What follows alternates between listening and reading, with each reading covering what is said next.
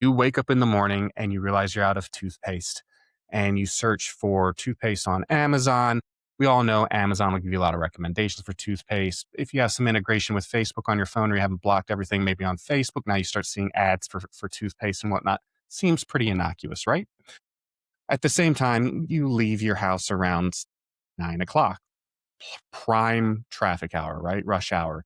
And you get in your car and you drive to work. You're running a little late and you go a little quicker and you get to work. Well, now you have the data from your car. Your car can be your biggest vulnerability in this case, right? Because we've talked about this before, but a lot of companies, and GM just got in a lot of trouble with this because GM said they weren't doing it and it was proved in court that they were. This data then goes to a broker that then sells your information to car insurance companies who use this to craft a profile on you to determine how much they're going to charge for you. And if you're speeding, they're going to try and charge you maybe a little bit more of a premium there because you're a bigger risk in their mind. This has backfired spectacularly in the past because we had examples where people had their trackers on their phone while they were riding roller coasters. And then they'd get these huge premium increases, and it would take them a ton of research to find out why, because the company just doesn't feel like it's not going to tell you why in the increase in premium, but they're going to find. He found out that because he was on a roller coaster, the company thought that he was driving a car over 60 miles per hour through pedestrians. And that was a big, understandably, if that was what was really happening, a huge risk. So then Yeah. you get to work and you've got these two data collection points, right? As you go throughout the day with work, ideally not doing this on your work computer, right? You're searching, you're using different apps. You're checking on Facebook, you're doing Instagram, maybe some of you are still doing TikTok, things along those lines. Each time you're using these applications, more information is being pulled from you. Remember, as we've said more than once, if you're not paying, you are the product. And also, sometimes when you're paying, you're still the product. That's Case in right. point, there being with the car, right? You paid for that car. You may own it outright. They're still treating you like a product. Hmm.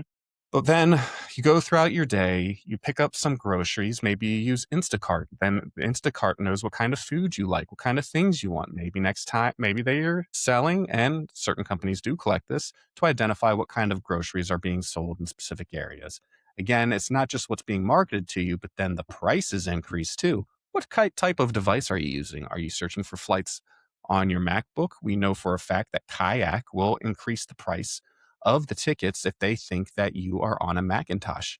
And they will then, I said Macintosh like it's the 80s, right? On a Mac. You're And they'll give Macintosh. you more expensive prices compared to if you logged on with a PC. If you logged on with a Linux system, they know you don't really actually travel.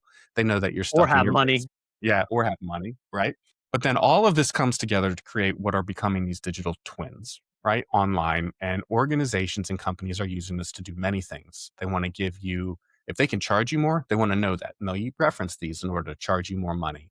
If you want to buy if you want to do something, they can determine what kind of risk you are based off the information that's there.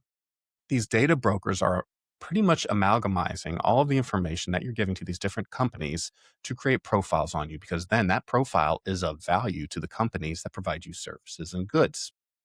So as these things are being built, it still takes the whole idea of I'm not doing anything wrong and throws it out the window. Ignorance and assumption of innocence is not a reason to go through life without any kind of privacy, because it doesn't matter. Even your day-to-day actions will be weaponized against you. And it's not something that is on the fringes. It's not science fiction.